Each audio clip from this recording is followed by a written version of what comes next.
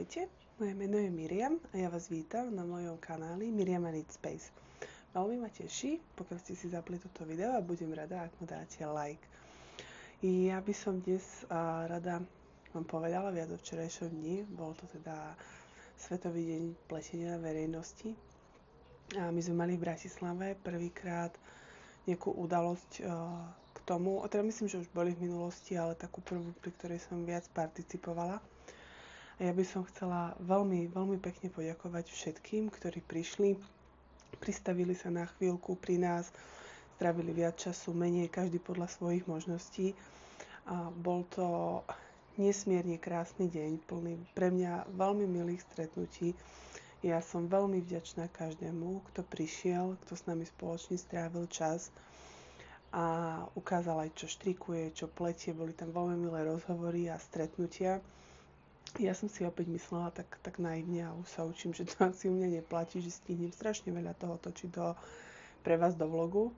Ale teda ja som zistila, alebo teda nejako tak si uvedomujem, že som človek, ktorý radšej tie chvíle prežíva, než ich točí.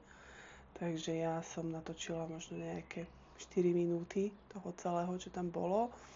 Ale sedeli sme tak príjemne, kade-tade po dekách, štrikovalo sa, rozprávalo sa. Bolo skutočne krásne vidieť toľko ľudí naprieč generáciami, ktorí sa venujú tomu istému hobby. Bolo to pre mňa niečo nádherné.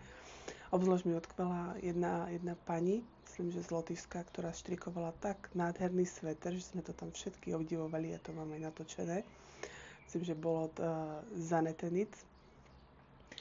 A celé to bolo také, že som včera ešte prišla domov, ja som potom ešte mala nejaký teda svoj program, ale veľmi som cítila potrebu to ako keby vstrebať a žiť tú atmosféru, že preto som ani včera už nejakým spôsobom žiadne ďalšie veci, ale netočila a som si povedala, že to urobím teda až dnes ráno a bude z toho taký mikrovlog, lebo skutočne som tie chvíle chcela prežiť, vstrebať a tak sa o tom rozmýšľať a podúmať, že aké to vlastne včera krásne bolo. Si hneď robili srandu zo mňa ľudia, alebo teda ako sme sa bavili, že prečo je štrikovanie na verejnosti len jedenkrát do roka, že kľudne si to môžeme v lete zopakovať, tak musím nad tým podúmať, ale je možné, že nejaký taký doobedný branč štrikovací sa môže ešte v auguste vyskytnúť a uvidím, ako na to budem s časom. Hej, to tam tak včera nejako spontánne z toho vzýšlo, že je vlastne veľmi krásne stretnúť sa takto na verejnom priestranstve, keď je vonku už teplo, dá sa si posedieť a štrikovať spoločne. Aj tí ľudia, ktorí sa proste zastavia iba na chvíľku podľa svojich možností, ale jednoducho spájať tú komunitu naprieč generáciami a všetci máme v podstate totožné hobby. Ja som tam včera štrikovala estety, bola skvelá voľba, lebo tam už idem len dookola hladko. Aj sa mi podarilo na tom pokročiť, lebo chýba mi možno nejakých 8 cm a už budem robiť patent, takže super. A ja som pôvodne zbalila aj iné tričko, ale tam Ser Sisty, ale tam už v podstate robím aj z boku výplety a ja sa na to rada sústredím, aby som nemala chyby, takže toto bol také môj projekt, pri ktorom som tam s vami rozprávala.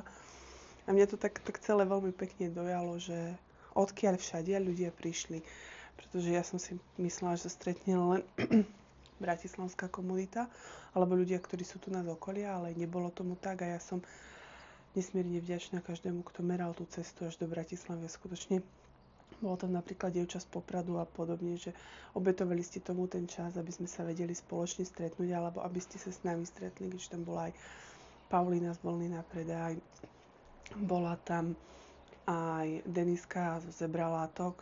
Ja mám ináč stále zafixovanú ako Zebralátky, lebo v podstate sa mi primárne spájala s látkami, ale teda ona už má aj svoj obchodík s voľnami. Bola tam Dagmy s jej kanálom Dagminits, takže som si dala ten čas na vstrebanie tých pekných chvíľ a momentov, ktoré sme spoločne strávili, aby som natočila až dnes takýto úvod k tomu videu a nie tou cestou domov, kedy som bola taká, potrebovala som jednoducho tie veci vstrebať, že aké to bolo krásne, takže by som vám ešte raz všetkým, ktorí ste prišli a poďakovala za váš čas a pevne verím, že tým, ktorým chceli prísť a nejakým spôsobom sa to nepodarilo, tak sa im to podarí na budúce. Vám teraz ukážem ešte pár záberov odtiaľ a hovorím, že to nejaké 3 minúty, lebo ja som si myslela, že som strašne veľa točila a nechcela som tým ľudí ani obťažovať nejakým spôsobom. Nie každý je na to zvyknutý, ja sama som si na to musela nejakým spôsobom zvykať. A takže sú to nejaké 3-4 minúty, ale tak pevne verím, že to každý pochopí. Ja vám teda prajem ešte príjemnú nedeľu. Pevne verím, že bude plná štrikovania a času stráveného vonku. A vidíme sa teda pri ďalšom regulérnom videu.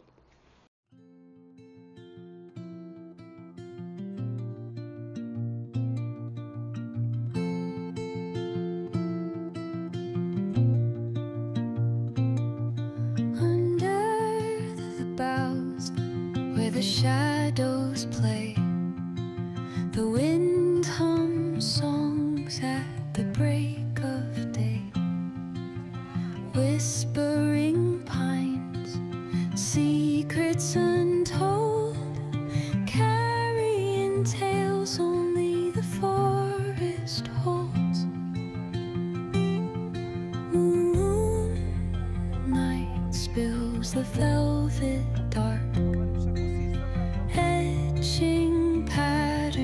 leaving its mark. The roots stretch deep, the earth's gentle sigh, a lullaby sung to the open sky. Oh, whispering pines, sing me your tune, caught in the rhythm of the stars and the moon. Teach me the language of rustling leaves, stories that linger on the breath of the breeze.